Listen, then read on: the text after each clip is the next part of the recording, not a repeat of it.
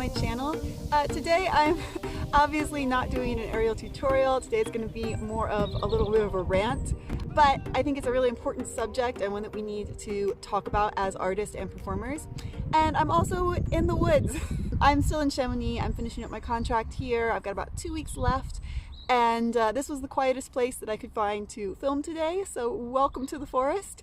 It's also gorgeous and a really nice day, so yeah, I thought this would be the best choice for filming. So today I want to talk about a lot of castings that I've seen recently for aerialist and for circus artists in general have been getting worse and worse conditions and worse pay that they're offering. It's a very disturbing thing to see for me because I've watched this happen in the dance world over the last 10 years or so, and you'll see these castings where the level of pay is very low, where you're expected to do all sorts of other duties apart from just doing the show, where you're expected to live in, frankly, like inhumane conditions.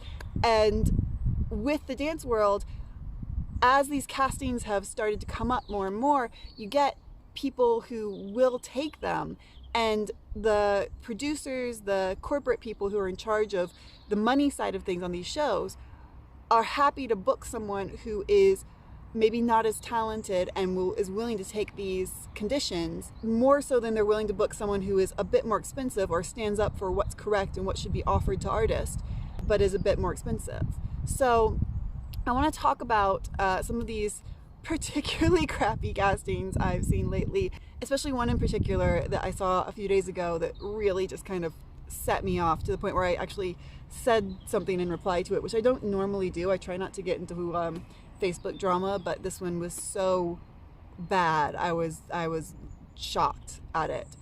So I want to talk about what is a bad casting, what is a bad job offer, what is a bad contract offer, and why you shouldn't take it, because there's more reasons than just the money. So first off, let's talk about the specific casting that I saw. It was for a large company with name recognition. I'm not going to say the name of the company because I'm a little worried about how that legally works out, saying it on YouTube.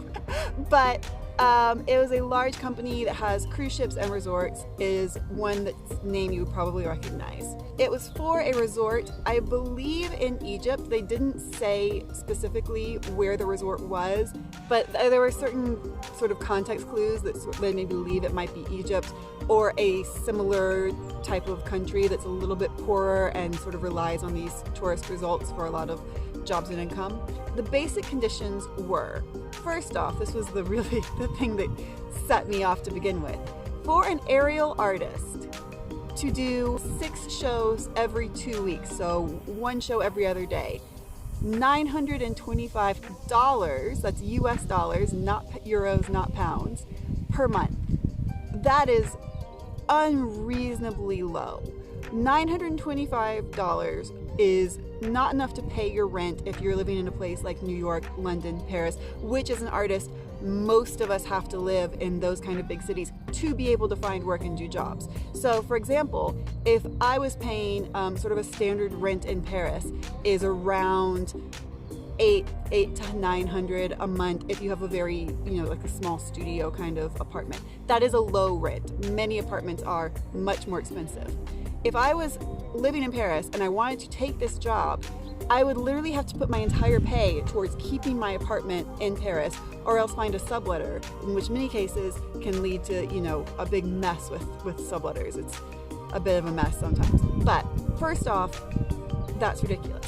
Secondly, although these contracts often provide housing and meals, you can't go through a contract like this without spending some money. You are still going to spend money on some things. It's impossible to live in a contract and not spend any money whatsoever, $0. So you're already spending money on the place, and you have your expenses back home for your apartment, your car payments, your insurance payments, your whatever is, your daily life payments.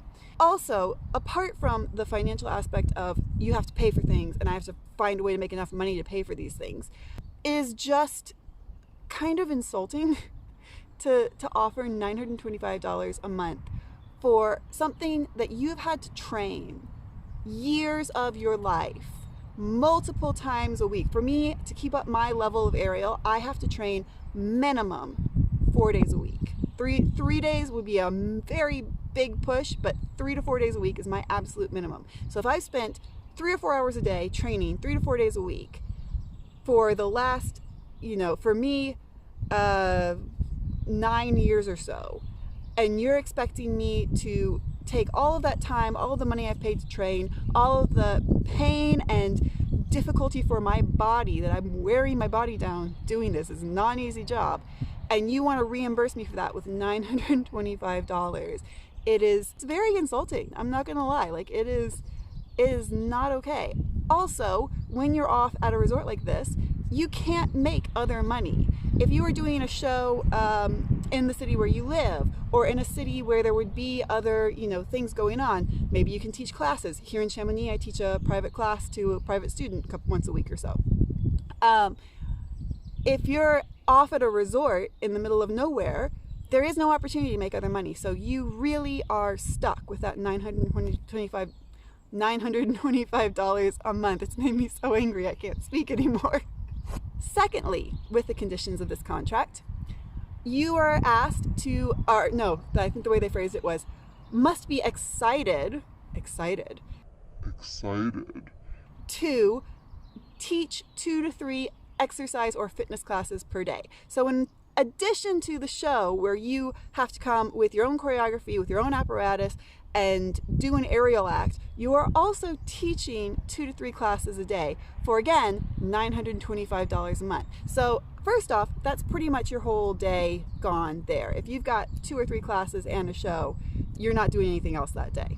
So basically that is a however many hours work day. It's taking up your whole day. So let's say 14 hours, because even if you're not at work that whole time, you don't have the energy, the go-get-emness after 2 or 3 classes and a show to do anything else. And again, that's $925. I didn't work out the math with that, but if I teach a class, I think if I taught 2 or 3 classes a day, I would be making more than $925 easily. Yeah, way more. That is ridiculous in itself. Also, to be perfectly honest, when I look at contracts now, if I look at a contract that asks me to do anything besides the show, I almost immediately exit off. I am an artist. I am here to do a show. I'm here to perform my act, my art, and I'm not here to do 100 fitness classes or pass out flyers in the street or just any of these other things that we do unfortunately get asked to do, and it's not correct. It's not, this is the very French saying, it's not correct. We say this a lot in France. It's not correct. Thirdly, I want to say about this kind of contract, there are more reasons not to take it than just, can I afford to live on $925 a month? That obviously is a big reason because not many of us can.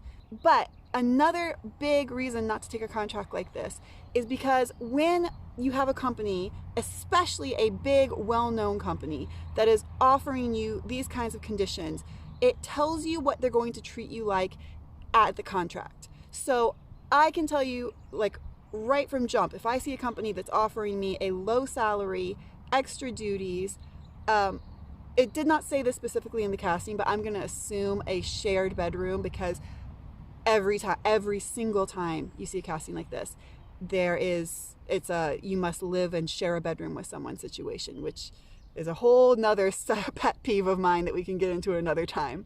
But when you see a company offering you those kinds of conditions, it tells you how much they value you.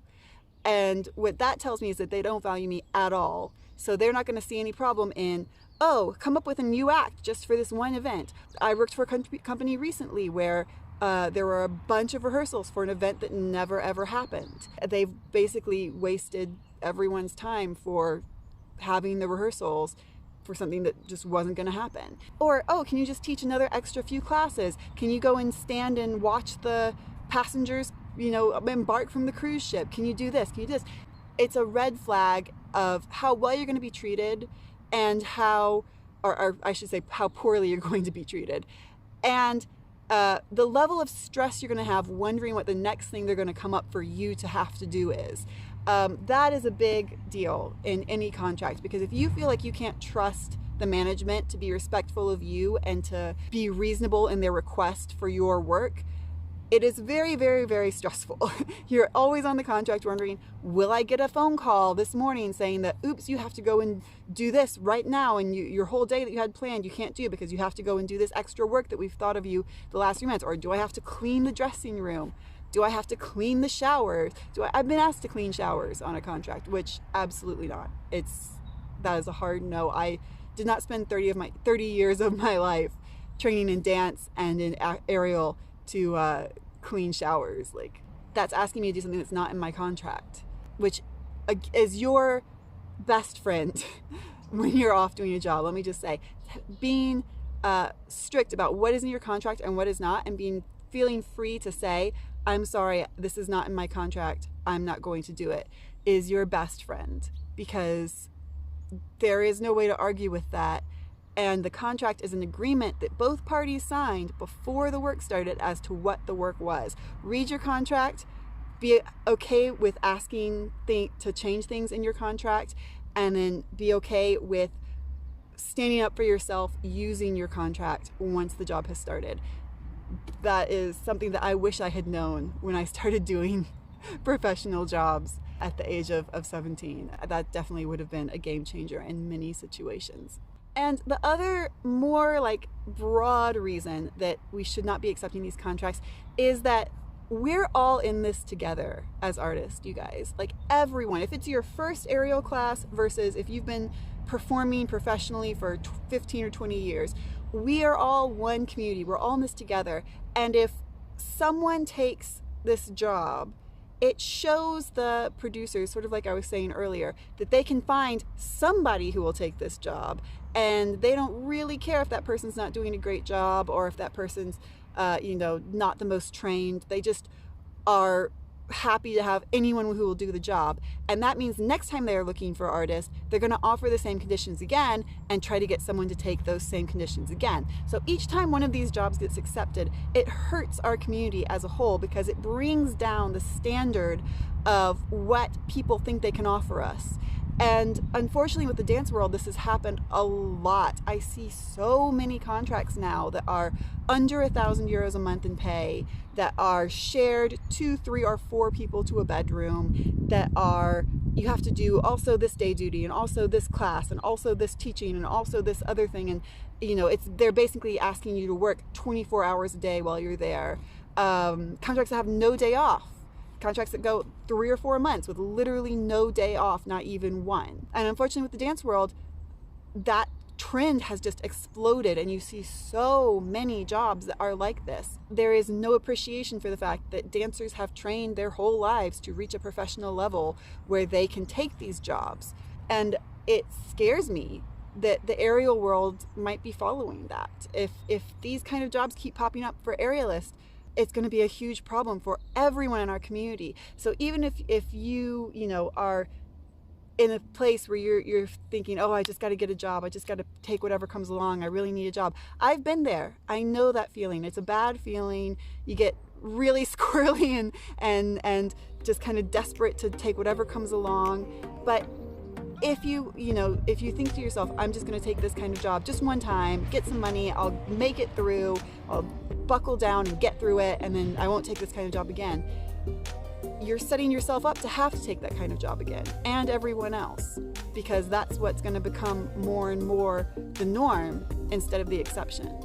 Yeah, so I strongly encourage everyone not to, for the good of the community, accept any of these kind of conditions. Especially, the other thing with these kind of jobs is I feel that they target young performers as well. This is a big thing because young performers coming straight out of school are just so excited to get any kind of job that they will accept these conditions because, wow, I've got a job as a professional. I'm a professional artist now, and also I get to go to like an exotic country and be excited and be somewhere totally different from where I'm from and travel the world. And yeah, that's great. You should be excited for that. If you're a young performer, if you're just out of school, if you're excited for your first job, like, I'm so happy for you. Like, keep that joy.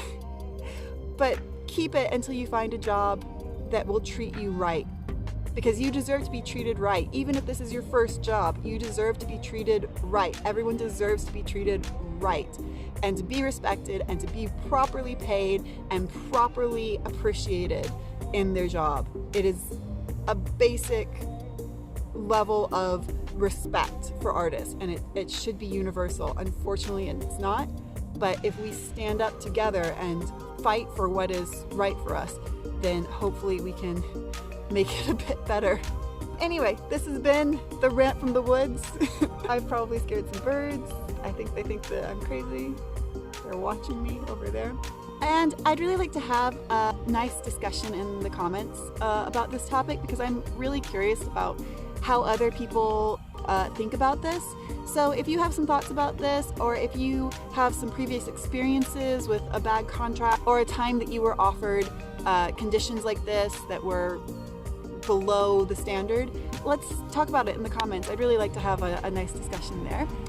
And with that, I'm gonna go hike off the rest of my anger, and I will see you guys next time.